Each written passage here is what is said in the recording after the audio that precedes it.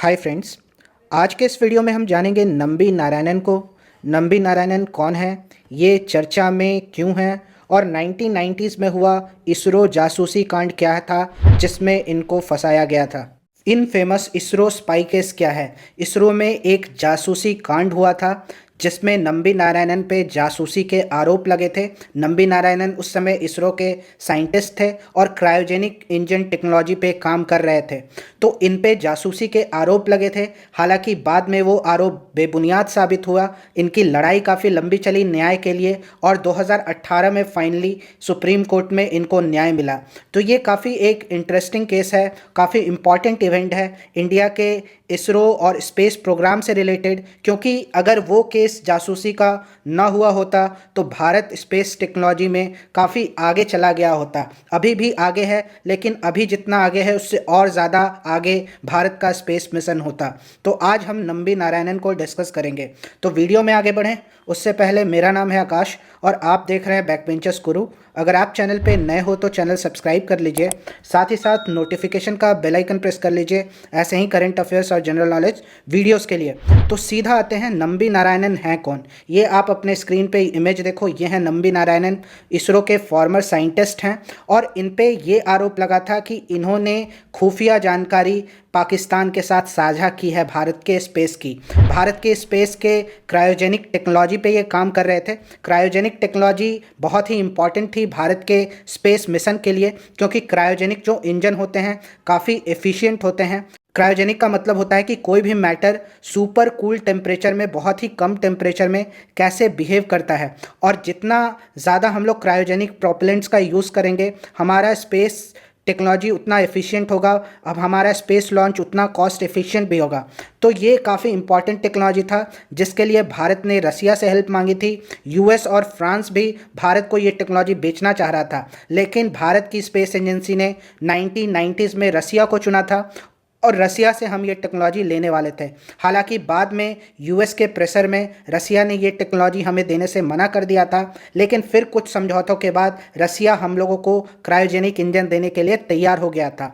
उसी समय नम्बी नारायणन पे जासूसी का आरोप लगा था और इम्पॉर्टेंट जो इन्फॉर्मेशन है क्लासिफाइड उसको पाकिस्तान को देने का आरोप लगा था। तो ये बहुत ही बड़ा आरोप होता है किसी भी इंसान पे जासूसी का, देशद्रोह का। तो इन पे काफ़ी आरोप लगे थे। उसके बाद केरला पुलिस ने, केरला की स्पेशल इन्वेस्टिगेटिंग टीम ने काफ़ी इनको 50 दिनों तक जेल में रखा, इनको काफ़ी टॉर्चर किया। बाद में ये केस सीबीआई को ट्रांसफ़र हुआ। सीबीआई ने इनके खिलाफ कोई भी सबूत नहीं पाया, तो इन्होंने काफ़ी जिल्लत भरी, काफ़ी टॉर्चर सह के भी अपने आप को सही प्रूफ किया।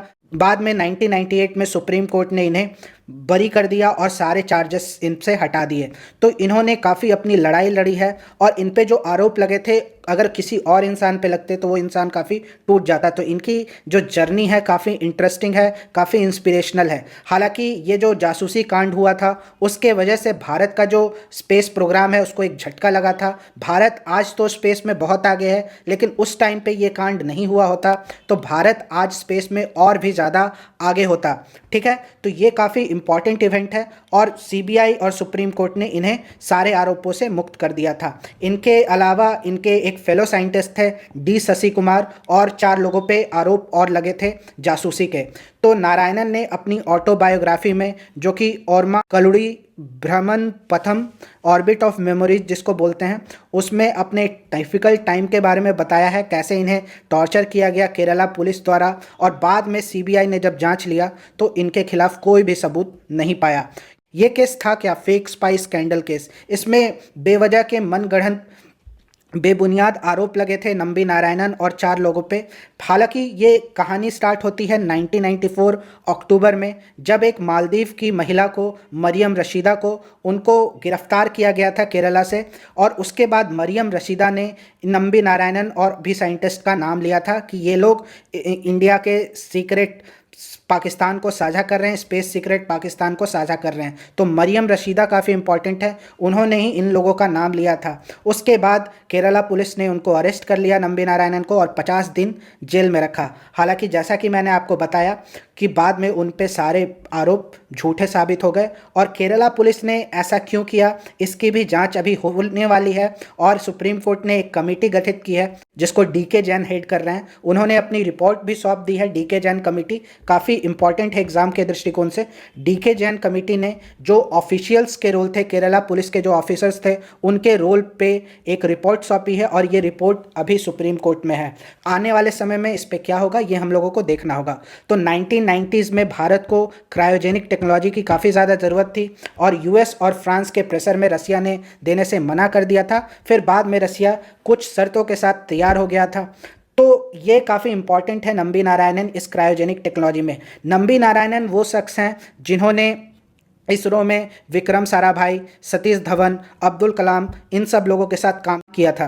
तो ये काफ़ी स्टॉलवर्ट्स रहे हैं इंडियन स्पेस प्रोग्राम में। सतीश धवन अगर समझें, विक्रम साराभाई को अगर हम लोग देखें, फॉर्मर प्रेसिडेंट अब्दुल कलाम जी को देखें, तो ये सब स्टॉलवर्ट्स थे। और इसमें नंबी नारायणन ने अपनी अलग पहचान बनाई। विकास इंजन को डेवलप किया जिसने चंद्रयान को कैरी किया था। फिर पीएसएलवी में इनका काफ़ी योगदान था। और क्रायोजेनिक टेक्नोलॉजी काफ़ी इंपॉर्टेंट था। जैसा कि मैंने आपको बताया, क्रायोजेनिक में लिक्विड नाइट्रोजन और लिक्विड ऑक्सीजन यूज़ होता है। स्पेस कॉन्स्टेंट को कम करता है, गैस को स्टोर करने में ज़्यादा एरिया लगता है, लेकिन लिक्विड प्रोपेलेंट्स को स्टोर करने में कम लगता है। और लिक्विड प्रोपेलेंट्स से काफ़ी फ्यूल एफिशिएंसी गेन होती है, काफ़ी ज़्यादा और थ्रस्ट मिलता है, तो स्पेस लॉन्च काफ़ी इकोनॉमिकल हो जाता है। आज भारत पूरी दुनिया में अपने इकोनॉमिकल लॉन्च के लिए सस्ते दर पे स्पेस व्हीकल को लॉन्च करने के लिए जाना जाता है। और आप अगर ऐसा सोचिए कि 1990s में ही भारत इतना आगे निकल सकता है, तो उस टाइम पे ऐसा क्यों हुआ? ये जासूसी कांड क्या अमेरिका ने करवाया, क्या फ्रांस ने करवाया, क्या और कोई ऐसा देश है जो भारत को स्पेस में आगे बढ़ता नहीं देखना चाहता है उसने कराया? भारत आज दूसरे देशों के भी सैटेलाइट को लॉन्च कर रहा है। अगर उस टाइम ही भारत इतना इकोनॉमिकल लॉन्च स्टार्ट कर देता तो सारे देश भारत को, इसरो को अपने लॉन्च की जिम्मेदारी देते, तो इस स्पेस प्रोग्राम से किसका नुकसान होता? तो ये भी काफ़ी सवाल हैं जो डीके जैन कमेटी को बताने हैं। उन्होंने अपनी रिपोर्ट सौंप दी है। किसके दबाव में केरला के पुलिस ऑफिसर्स ने नंबी नारायणन को फ्रेम किया स्पाइनेज जासूसी के केस में, देशद्रोह के केस में, और पाकिस्तान के साथ सीक्रेट साझा करने का आरोप इन पे लगा। तो इतने बड़े बड़े लोगों के साथ नंबी नारायणन ने काम किया। इनका जन्म तमिलनाडु में हुआ था। फिर उन्होंने इंजीनियरिंग की डिग्री ली। फिर इसरो में ये विक्रम साराभाई से मिले। विक्रम साराभाई ने इन्हें प्रिंसटन भेजा। प्रिंसटन से फिर इन्होंने स्पेस एरोस्पेस स्टडी किया। फिर ये इसरो में काम कर रहे थे क्रायोजेनिक टेक्नोलॉजी पे।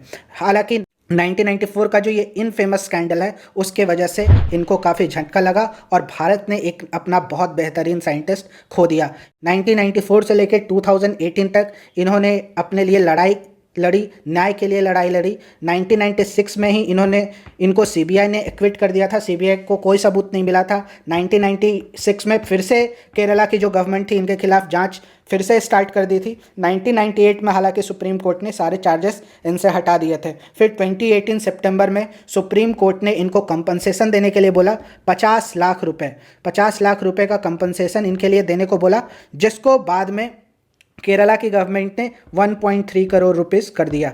1.3 करोड़ रुपए इन्हें कंपनसेशन केरला गवर्नमेंट में दिए। फिर 26 जनवरी 2019 को इन्हें पद्म भूषण अवार्ड दिया गया। तो काफ़ी महान साइंटिस्ट थे, लेकिन ये स्कैंडल की वजह से देश को अपनी सेवा और नहीं दे पाए। तो हम लोगों को भी अपने से सवाल पूछना चाहिए कि कई बार मीडिया किसी केस को स्कैंडलाइज कर देता है। इनकी फैमिली को बहुत हार्डशिप झेलने पड़े उस टाइम जब इन पे ट्रायल चल रहा था। हम लोग सिक्के का दूसरा हिस्सा देखे बिना ही किसी को जासूस, देशद्रोही तुरंत ही बोल देते हैं मीडिया रिपोर्ट्स के अनुसार। तो जब तक ट्रायल कंप्लीट ना हो जाए हम लोगों को अपने ओपिनियंस को रिजर्व रखना चाहिए, और साइंटिस्ट को, अपने जो भारत के इतने बेहतरीन साइंटिस्ट हैं उनको और ज़्यादा इज्जत और ज़्यादा रिस्पेक्ट देना चाहिए। फिर जस्टिस डीके जैन कमेटी की रिपोर्ट अभी सुप्रीम कोर्ट में है। उन्होंने इन्वेस्टिगेट किया है, उन्होंने देखा है कि कौन कौन से पुलिस ऑफिसर्स इनमें शामिल थे जो नारायणन को फ्रेम करना चाह रहे थे। ठीक है, अब सुप्रीम कोर्ट इस पे और ज़्यादा बारीक से नज़र रखेगा। भारत सरकार भी इस केस में पार्टी है और इस रिपोर्ट को सील कवर में सुप्रीम कोर्ट में रखा गया है। अब रिसेंटली इन पे एक मूवी आ रही है रॉकेटरी, ये आप अपने स्क्रीन पे देखो। प्रधानमंत्री मोदी, आर माधवन जो इसमें लीड रोल में है, फिर नंबी नारायणन, ये सब इस फिल्म की कुछ कुछ क्लिपिंग्स देखे हैं। प्रधानमंत्री मोदी के बारे में बोला जा रहा है कि वो ये फिल्म के क्लिप्स देख के काफ़ी भावुक भी हुए थे। तो ये जो रॉकेटरी मूवी है ये इनकी लाइफ पे बनी है और ये काफ़ी इंटरेस्टिंग मूवी होने वाली है इनके जीवन के लिए। इनको कितनी हार्डशिप झेलनी पड़ी, इन्होंने अपनी जीवन कैसे एक मध्यम वर्गीय परिवार से आके इसरो में अपनी अलग पहचान बनाई, कैसे इन्होंने जेल में स्कैंडल के टाइम समय बिताया, कैसे इनको टॉर्चर झेलना पड़ा, कैसे इन्होंने इंडियन स्पेस के स्टॉलवर्ट्स के साथ काम किया, विक्रम साराभाई, सतीश धवन, अब्दुल कलाम, कैसे इनके साथ काम किया, और नारायणन ने कैसे अपने लिए न्याय की लड़ाई लड़ी। 98 में 1998 में सुप्रीम कोर्ट ने सारे केस खारिज कर दिए थे। फिर उन्होंने सुप्रीम कोर्ट में जाके रिक्वेस्ट किया कि इनकी जांच हो, जो जो ऑफिसर्स ने मेरे खिलाफ टॉर्चर किया है, मेरे खिलाफ मुझे फ्रेम करने के लिए मेरे पे जासूसी के आरोप जिन जिन ऑफिसर्स ने लगाए हैं। फिर इनको कंपनसेशन भी मिला, पद्म भूषण भी मिला, हालांकि तब तक लेट हो चुका था। इतने अच्छे साइंटिस्ट के 24 साल हमारे देश ने खो दिए। तो इनकी ऑटोबायोग्राफी भी है जो मैंने बताया, और माँ कलुड़ी ब्रह्मम त्वदम, तो ये भी आप देख सकते हैं। इनकी मूवी भी आप देख सकते हैं रॉकेटरी, जिसमें आर माधवन है, शाहरुख खान का भी रोल है। तो ये मूवी आप देख सकते हैं, इनकी लाइफ को अच्छे से पोर्ट्रे करती है। ठीक है, अब बड़ा सवाल क्या है, अभी भी सुप्रीम कोर्ट में डीके जैन कमेटी की रिपोर्ट चल रही है। उस रिपोर्ट में क्या आता है, कौन कौन से ऑफिसर्स का नाम आता है और क्यों, क्या ये किसी और विदेशी ताकत का इसमें हाथ था इनको फंसाने में, ताकि कोई विदेशी ताकत ये नहीं चाहती थी कि भारत का स्पेस प्रोग्राम दुनिया में आगे बढ़े। तो क्या कोई विदेशी ताकत थी? बहुत बार अमेरिका की इंटेलिजेंस एजेंसी CIA, उसका नाम लिया जाता है, क्योंकि अमेरिका उस टाइम पे भारत से इतने क्लोज नहीं था। रसिया भारत से क्लोज था, अमेरिका अपने लिए ये डील चाहता था, फ्रांस अपने लिए डील चाहता था। तो उस टाइम अमेरिका, जब रसिया और इंडिया का डील हो गया तो नहीं चाहता था कि भारत को टेक्नोलॉजी मिले। फिर अमेरिका ने MTCR, missile technology control regime, और नॉन प्रोलिफरेशन ट्रीटी का हवाला देकर रसिया पे काफ़ी दबाव बनाया। उस समय रसिया के प्रेसिडेंट थे बोरिस येल्त्सिन, उन पे दबाव बनाया, और उस दबाव का नतीजा हुआ कि रसिया ने फिर हमें दूसरे वे में ये टेक्नोलॉजी देने का सोचा। तो क्या इसमें किसी विदेशी ताकत था इनको फंसाने में? ये आप इनकी तस्वीर देखो, प्रेसिडेंट रामनाथ कोविंद के साथ इनको पद्म भूषण मिल रहा है 2019 में। तो और इंडिया में हम लोग अपने साइंटिस्ट को इतने रेस्पेक्ट से क्यों नहीं देखते हैं, इतनी सिक्योरिटी क्यों नहीं देते हैं, ताकि उन पे कोई अटैक ना हो पाए, ताकि उनको कोई फंसा ना पाए? तो ये भी इंडिया के टॉप पॉलिटिशियंस को सोचना चाहिए कि क्या इंडिया को अपने साइंटिस्ट को और अच्छे से ट्रीट करना चाहिए। क्या इंडिया में हम लोग अपने साइंटिस्ट को वो जगह देते हैं जो दूसरे देश अपने न्यूक्लियर चाहे अपने स्पेस साइंटिस्ट को देते हैं? तो इसमें विदेशी ताकतों का अगर हाथ है तो वो भी खुल के सामने आना चाहिए। अभी भी डीके जैन की रिपोर्ट है सुप्रीम कोर्ट में, और देखते हैं आगे इस पे क्या होता है। तो होप करता हूँ आपको नंबी नारायणन पे ये वीडियो अच्छा लगा होगा। और हम लोग कई बार एक ओपिनियन, एक तरफ सिक्के के एक तरफ को देख के बना लेते हैं। इनके बारे में भी बनाया गया देशद्रोही का, गद्दार का, लेकिन इन्होंने अपने लिए न्याय की लड़ाई लड़ी। होप करता हूँ आपको ये वीडियो अच्छा लगा होगा। ऐसे ही वीडियो देखने के लिए चैनल को सब्सक्राइब कीजिए। मिलते हैं किसी नेक्स्ट वीडियो में, तब तक के लिए कीप लर्निंग एंड जय हिंद।